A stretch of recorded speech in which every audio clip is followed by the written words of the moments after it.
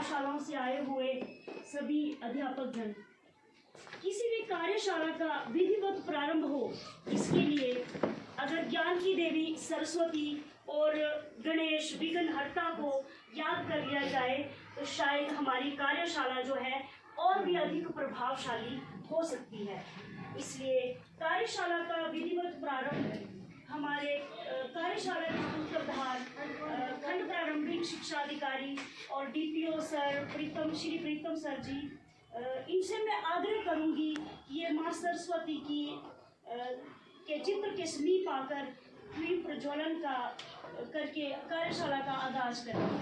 भूल शिकवा शिकायत भुला दीजिए, जब तक अतिथि दीप रोशन करें, जब तक अतिथि दीप रोशन करें, आप तालियों के साथ दीप जला दीजिए। आशा का सूरज निकलता रहेगा, आशा का सूरज निकलता रहेगा, मंजिल का मुसाफिर चलता रहेगा, मंजिल का मुसाफिर चलता रहेगा। बस आप खास मौक़ों पर आते रहिए।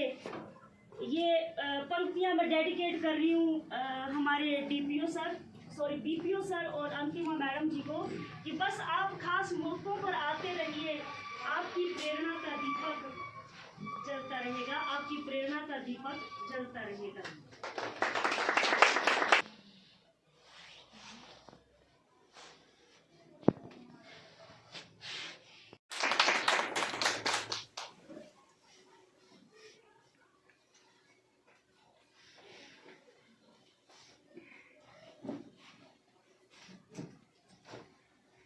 Respected प्रधानाचार्य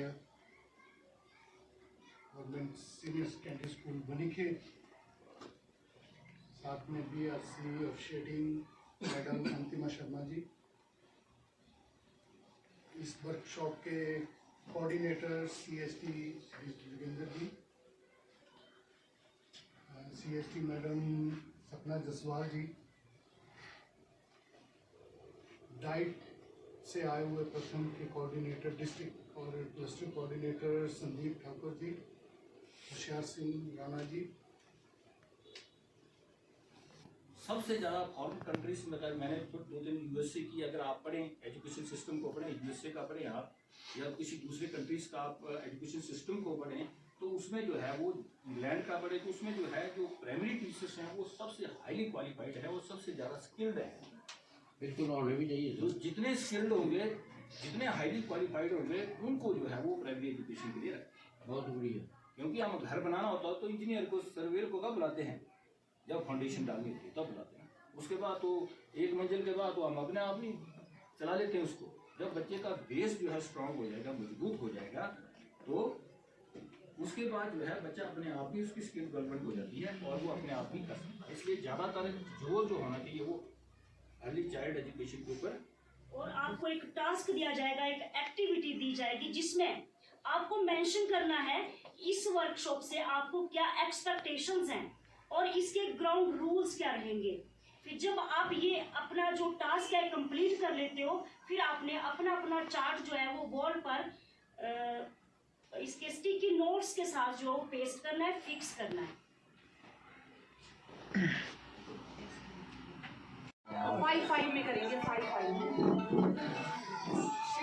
चलो बाद में करते हैं, अभी आपका दूसरा थर्ड ग्रुप।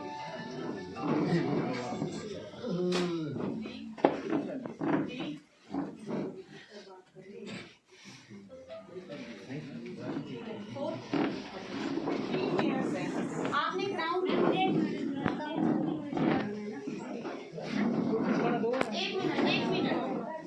मिनट मैम, क्या हुआ रोना?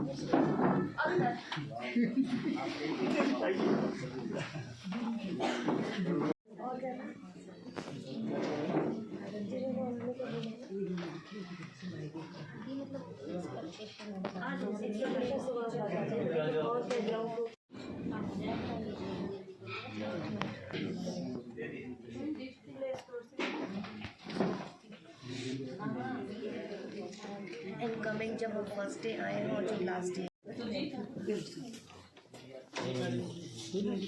नहीं खाने यार, भाई नहीं, मैं नहीं खाने रहे। रिफ्रेशमेंट टाइम अलग होना वो है कि भी आपको पता है कि बस स्टैंड पे मीडिया के लोग भी यहाँ पे रहते हैं। और आपकी जानकारी के लिए एक चीज़ और नई बता दूँ मैं आपको, अभी अभी पता चला कि हर ट्यूसडे को डीसी चंबा जो आपके स्कूलों में विजिट करने वाले हैं। इसी का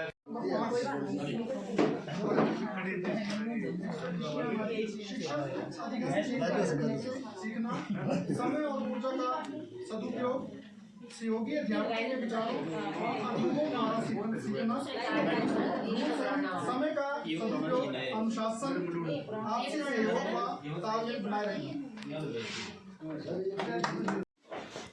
आपका स्वागत है।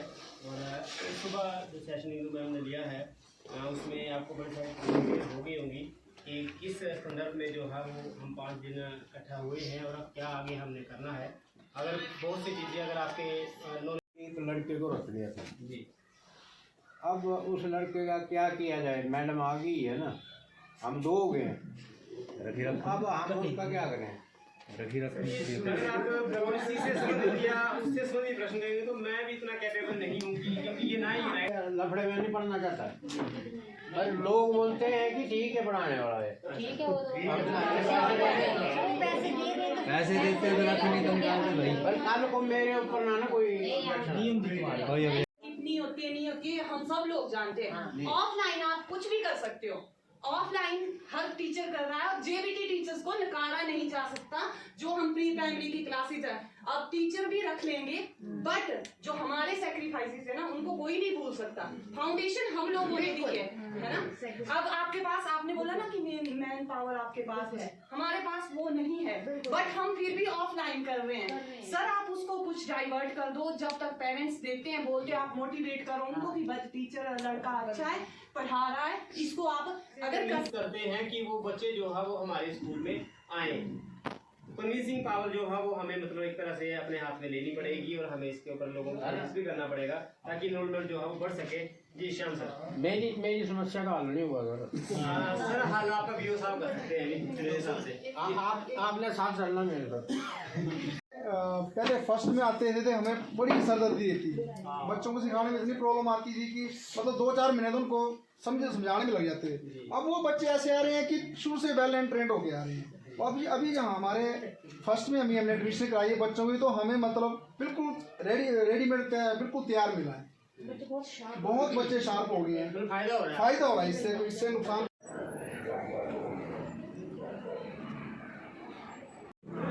अब सर खाएंगे भोजन।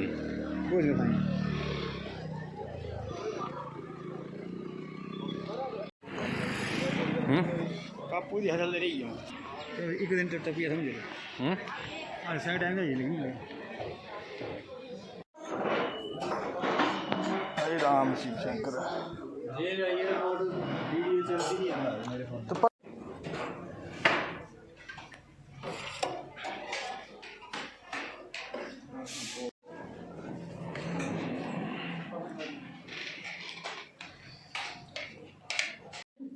साथ तो दो मेरा। चलो एक बार फिर से एक साथ करते हैं, नहीं आगे पीछे हो रहा है, एक साथ करते हैं।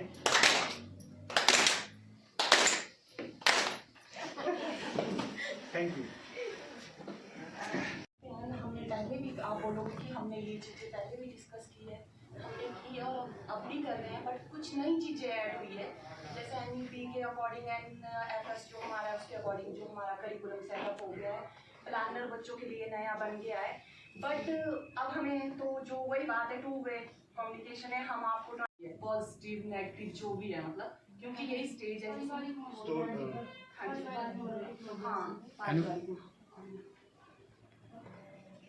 किस तरह से उसका ब्रेन हम डेवलप कर सकते हैं, किस तरह से उसको अपग्रेड कर सकते हैं। जो एक बच्चा है और जो स्कूल है और एक जो उसका घर का माहौल है, वो जो गैप है और जो उसकी डेवलपमेंट है उसको उस ब्रिज को हम कैसे उसको अपग्रेड कर सकते हैं, है ना? वो चीज़ पारिवारिक में आ गया सर, है ना? वो आप लोग उससे डील करते हैं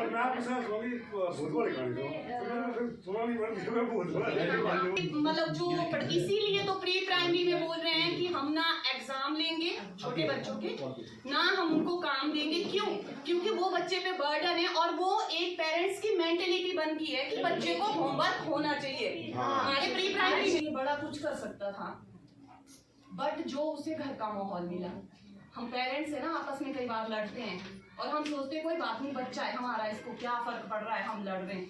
पर वो जो बच्चे का सॉफ्ट कॉर्नर होता है ना, उसके अंदर वो चीजें जाती रहती है और उसके मन में वो क्वेश्चन उठते रहते हैं। जब उन क्वेश्चंस के आंसर उसको मिलते नहीं है तो उसका माइंड जो क्या हो जाता है, वो आध्यात्मिकता की तरफ चला गया।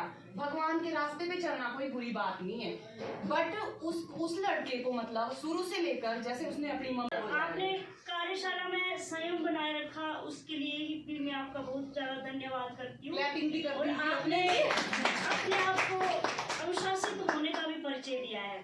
तो इसी इंतजार के साथ कि कल सुबह आप 10 बजे आने का प्रयास करेंगे, तो आज हम कार्यशाला का समापन करते हैं।